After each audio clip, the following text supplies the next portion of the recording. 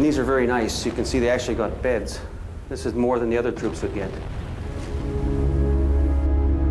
My dear Mabel, it is very late at night, and even in the bowels of the earth with an oil stove smoking, it is very cold. A little after midnight, the mining detachment are going to blow up their mines with a view to destroying the German tunnels, which are above ours. Thank you for the bundle of socks. Ever thine, Agar. This is a hand bore, so they could dig into the chalk. One of the problems with mining around here, particularly in chalk, is that the poor unfortunate infantry on the top could hear you mining because the chalk doesn't hold the sound. So you could actually hear them digging in. And of course, when they stopped digging, that's when they'd start to bring the bags of ammonal up. So they knew that sooner or later there was going to be a blow. And that would probably be the most terrifying period of all. The mining officer would come up and he would listen to the ground and he would find out when they're going to blow. But of course, the mining officer was instructed never to talk to the infantry. So whenever he was around, they had to get very concerned. Dear Mabel, we can hear the Germans working a mine over one of our mines and under part of our line. We will have to let one off pretty soon or be too late. The miners are curious fellows and say there is no hurry as they are still working and have not commenced putting in the explosives. They have said this before and been out in their counting. Goodbye, my dear. Ever thine, Agar. You can actually see how far it goes down, and they go down to a certain depth, and then they decide to go under the German lines. And then they would have a gallery, they'd dig a little hole for all the ammonal, and there'd be bags and bags of it. And then they would fill it full of sandbags so that when the explosive charge went, it would go straight up in the air and none of it would be diverted laterally. And that was the whole science of mining warfare. From the crater line, larger tunnels, nicknamed subways, lead back behind the lines towards the ruins of Mont Saint-Eloi at the heart of the Canadian sector.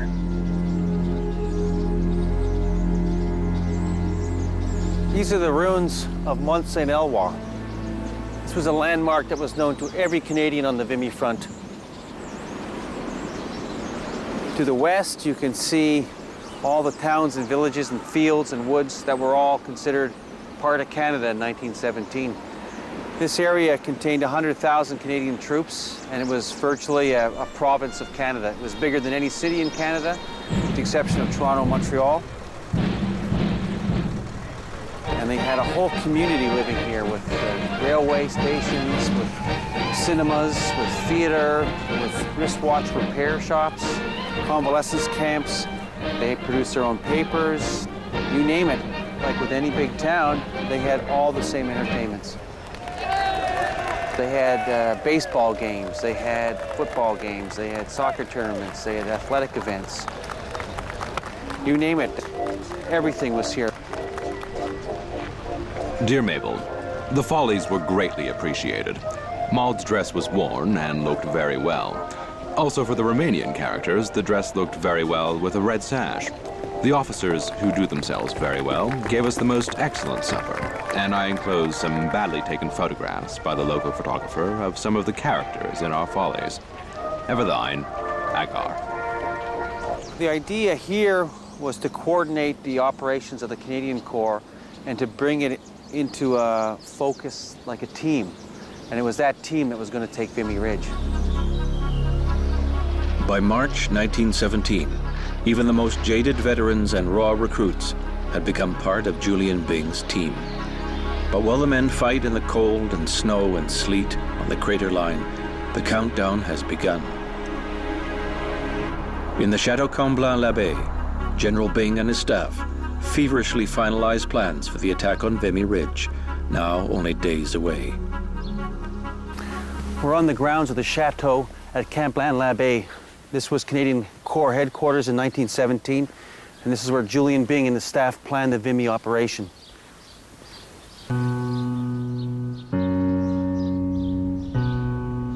At the Somme, the Canadians had been slaughtered by German machine guns and artillery left untouched by the Allied bombardment.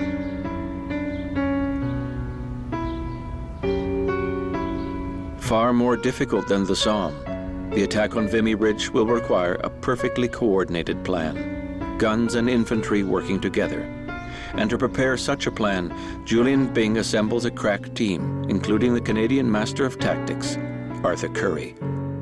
If the plan is not flawless, the attack on Vimy will end in a massacre. The big thing that Byng did was the artillery preparation. It was fantastic. So when the troops went over, most of the German positions were smashed. This had not been the case on the Somme, where the Canadians had suffered terrible casualties for almost no gains at all. And that's one of the primary lessons that he learned from the Somme. The second was that the men had to know where they were going, what trenches to go after, and how to do it. In a revolutionary move, maps are distributed down to platoon and section level. Each unit is trained to act independently. Accompanying a group to the chateau is Canon Frederick Scott. We had a large model of Vimy Ridge, which all the officers and men of the battalions visited in turn, in order to study the character of the land over which they had to charge. If German artillery remains in action, the attack will end in butchery. Observer balloons are sent up, pinpointing the guns. With air photographs and new maps, Canadian gunners rush to triangulate the position of each German gun, so that by the day of the assault, each Canadian gun will have its list of targets on Vimy Ridge. The Canadian attack will be part of a bigger offensive, as 350,000 men of the British Army prepare to attack just south of Vimy. The preparations are immense. In front of Vimy for the Canadian attack, 3 miles of plank road are laid, 20 miles of tramway built, 42,500 tons of ammunition piled up, 1,000 artillery pieces pulled into the line, 1 big gun every 20 meters of front, 1 field gun every 10 meters of front, and 30,000 Canadians in the line, concentrated for the attack on Vimy Ridge. Convinced that no one can take the ridge, the German commander keeps his reserve troops far back, 36 hours away. Julian Byng's orders are, take the ridge in 9 hours. The attack is planned for Easter Monday, 1917. But 2 weeks earlier, hundreds of Allied guns begin pouring high explosive shells onto the ridge. A week later, twice as many guns go into action. The week of suffering is what the German infantry call the last week before Easter. On Easter Sunday, Canon Scott moves up to the front line. It was a time of mingled anxiety and exhilaration. What did the next 24 hours hold in store for us? Was it to be a true Easter for the world, a resurrection to a new and better life? If death awaited us, what nobler passage could there be to eternity than such a death in such a cause?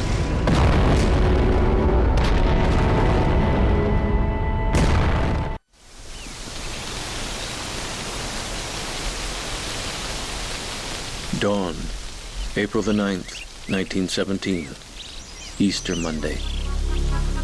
The 4 Canadian divisions are poised to attack Vimy Ridge, from the 4th Division at the northern steepest end of the ridge to the 1st Division at its southern end. Thousands of Canadian troops wait anxiously in the early light. 1,000 Canadian guns sit silent, waiting for 0 hour.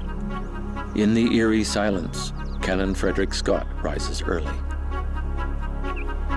I climbed the hill, and there on the top, I waited for the attack to begin. It was a thrilling moment. Human lives were at stake. The honor of our country was at stake. The fate of civilization was at stake. I watched the luminous hands of my watch get nearer to the fateful moment, for the barrage was to open at 5:30. At 5:15, the sky was getting lighter. The fields, the roads, and the hedges were beginning to show the difference of color in the early light. 5:27. In 3 minutes, the reign of death was to begin. In the awful silence around, it seemed as if nature were holding her breath in expectation of the staggering moment. 5:28. 5:29. God help our men. 5:30.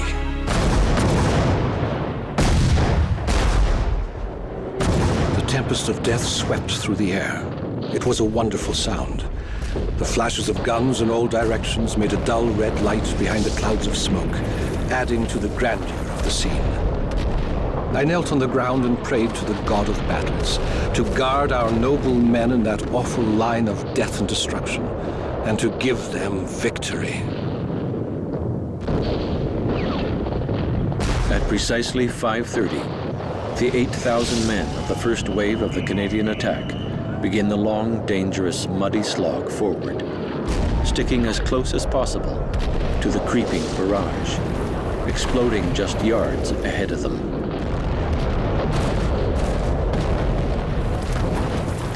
The Germans who have survived the bombardment send up flares signaling for help, but there is no help. The German batteries are silent. Each Allied gun has found its targets. As the Canadian barrage creeps ahead, Arthur Curry's 1st Division attacks across the southern end of the ridge. With their front lines blown away, second-line German machine gunners manage to open up a withering fire, cutting down up to 5 Canadians out of 10. Still, the 1st Division pushes quickly forward, the men tossing grenades into dugouts, killing many dazed Germans who don't even realize the attack has begun. As the 2nd Division fights its way towards the ruined town of Telou, Donald Fraser and his machine gun section head for the division's most distant objective, to set up their gun against German counterattacks. At 9 a.m. we were ordered to get ready to move. Picking up our respective loads, we quickly climbed out of the trench and into the open. As whiz-bangs rained down, we dropped into a shallow trench. Within a few hundred yards, I saw a 5th Brigade man struck in the head by a piece of shrapnel, which knocked his brains out. They were lying 2 feet away and resembled the roes of a fish.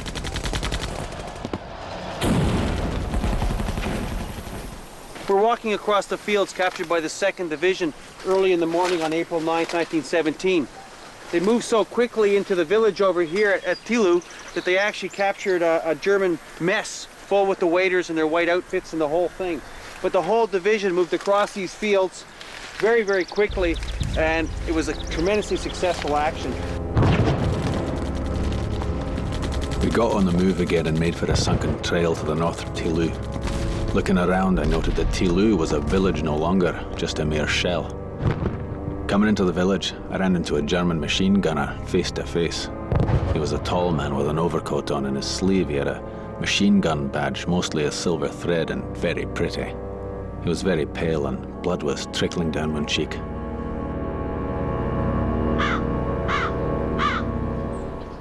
This cemetery was made right after the battle, and then after the war they brought in a handful of graves.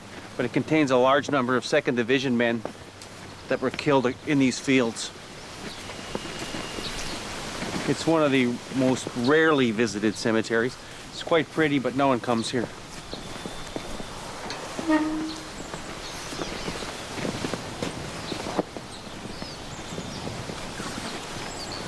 You can see both sides of the line from here. You can see over here Telou Village, which was captured by the 31st Battalion from Alberta, Private Fraser's old unit. And this behind us, this will be the north part of the ridge. And you can imagine the Canadian troops streaming right across here. This is 19th from Toronto. W. Thomas, killed in action 9th of April, 1917, age 22. Forever with the Lord, which is far best. This one, Russell Tremere, just says asleep. He was 24.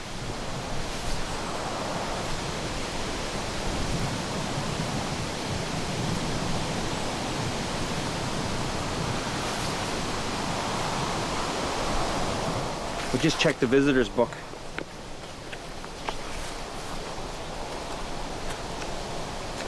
Starts in 1979 here.